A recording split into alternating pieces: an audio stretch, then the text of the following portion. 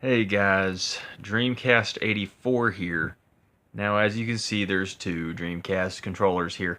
Now I've seen this online before. People can swap faceplates. I've done it before. There are screws on the back as you can see. 1, 2, 3, 4, 5, 6. There are 6 screws in the back. You just take a Phillips head plus head screwdriver, and you just unscrew both and swap the faceplates out. You don't even have to do anything with the buttons, even though you can take the buttons out and clean these. I think that I need to clean some of these, but I used to have more blue faceplates, but I gave some away to friends and family, and I got a few of these Sega Sports controllers laying around. Makes one of my friends jealous, but yeah, I'm gonna swap these out. I'm gonna put the blue faceplate on the back backing. It's gonna make it look good. The other controller's not gonna look as good, but yeah, I'll just take off the screws and talk about it. Alright, cool deal. I took the screws out of this first one, and the bottom faceplate comes off real flush. That's what it looks like. And I know the lighting is bad, but you get what you get, guys. You get what you get. And you can just kind of, I normally do this two-handed, but this little cord piece just kind of fits in there. You just kind of dislodge it. And yeah, let's see here. It's supposed to just kind of. Oh yeah, it's this. I keep forgetting. It's this. There's two different screws that hold this VMU thing in. There's a screw right here where my thumb is, and right here, as you can see, right there on the corner where my index finger is. So let me unscrew that real quick. All right, I took the. I was trying to save one of the screws, and the buttons kind of fell off every which way. So I have all of them though. But once you put the faceplate back on, you can put the you can reposition the buttons. I'll show you. You can let's see this B button, which will be right here, I guess. It just kind of fits. It fits in there. Like there's little slots. Uh, they have it kind of idiot proof where you can put it in there, and yeah, it just kind of falls right in there. Looks good. Right here, so you can see that's how it's supposed to look. Watching on Netflix Star Trek Deep Space Nine, just kind of in the middle of season 4 episode 5 there. That's when Worf comes in from Next Generation. I've been getting into Deep Space Nine. I never really watched Star Trek when I was a kid, but I mean, my mom liked it a lot, and I like Star Trek. I used to watch some of the original series and stuff, but yeah, this piece comes off completely. The buttons are all jank. See, I'm just dropping stuff, but basically, yeah, that's all you need to do is just kind of gut the thing, and yeah, let's go ahead and get the other one undid so we can swap faceplates. Oh yeah, this piece right here, I'm gonna swap it out for the back piece, for the black piece right here. So it's gonna be black and blue, and it's kind of difficult to get out, but you just kind of gotta wedge it out.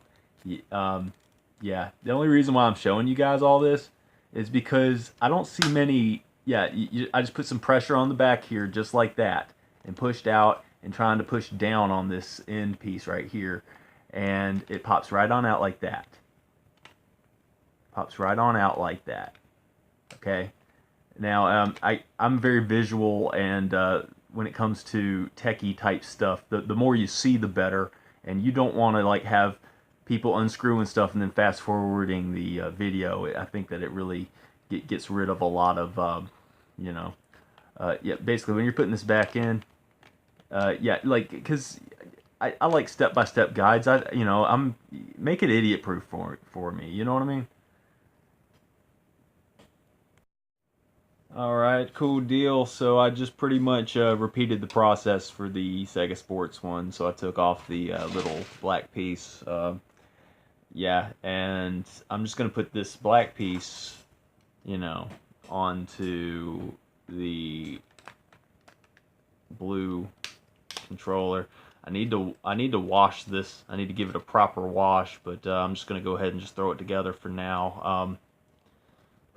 Yeah, these when you get used controllers, they get you know, like around the corners. It just builds up. It's a dry skin factory, and it really is really nasty if you think about it. It's just other people's dead skin cells all over the place. It's not going to kill you, but it's gross. It's nasty, but it already looks pretty good with the back. I think black and blue is good. When I saw a picture of that other controller, somebody else did this, and it's a good look. It's a good look, and you know, hey, I'm just gonna flatter them by copying them. Okay, so you may or may not see this. Yeah, I just kind of placed them in there like I said. They just kind of fall into place because of the slots.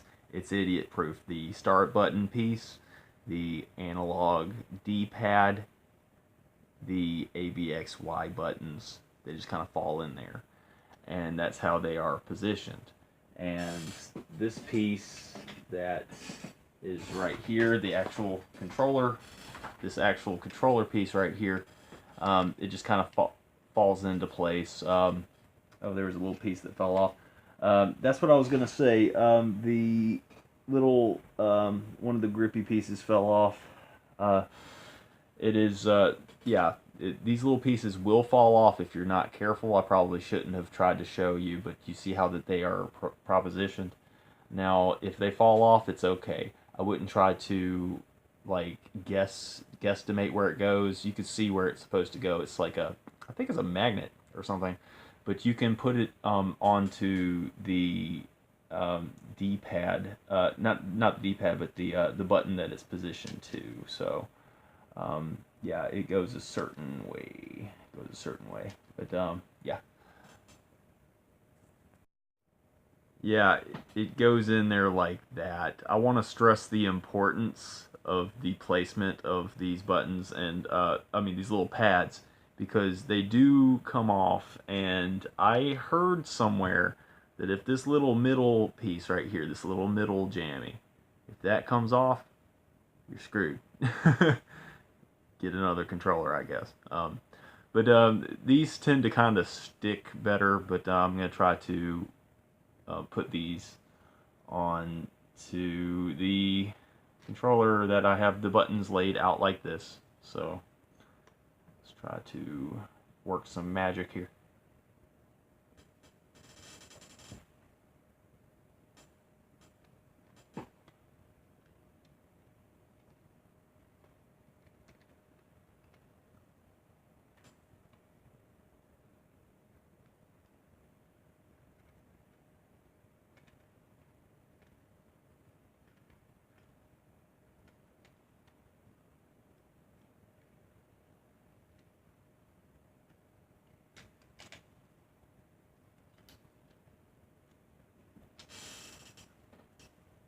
Yeah, everything feels pretty tight with the buttons. I kind of put some pressure on the circuitry and tried to push the buttons on the other side. I forgot to put this little piece in, so let's position that.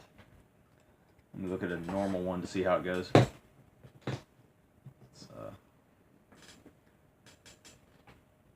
Yeah, face of it. This is my Dreamcast. It's wireless. Let's see. It goes like this. There's the jammy. Figuring things out because I am spatially not doing too good right this second. All right.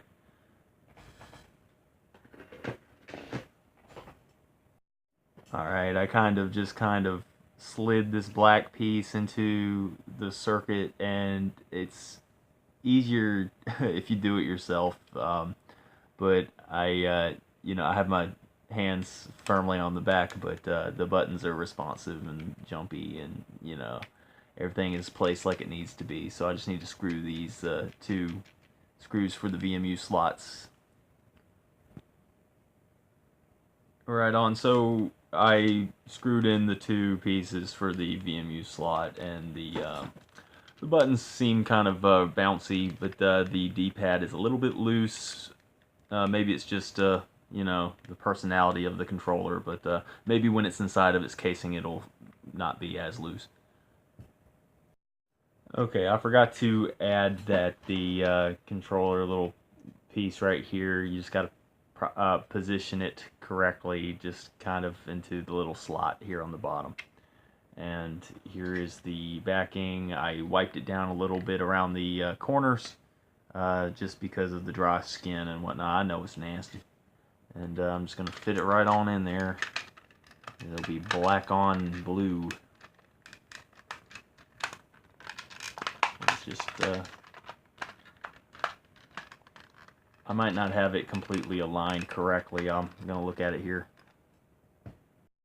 Yeah, I wasn't 100% on it, but when I put pressure, I didn't put the screws back in yet, but when I put pressure on the D-pad, it is more responsive. So I think that once this is tightened how it needs to be, it'll probably just function as good as it ever did. Alright, so this is the end result of the little faceplate swap that I did. And yeah, the lighting is never ideal, but it turned out exactly like I thought that it would. It's just very good. Black, blue, awesome. It's this Sega Sports Dreamcast controller, just blue faceplate instead of the Sega Sports faceplate.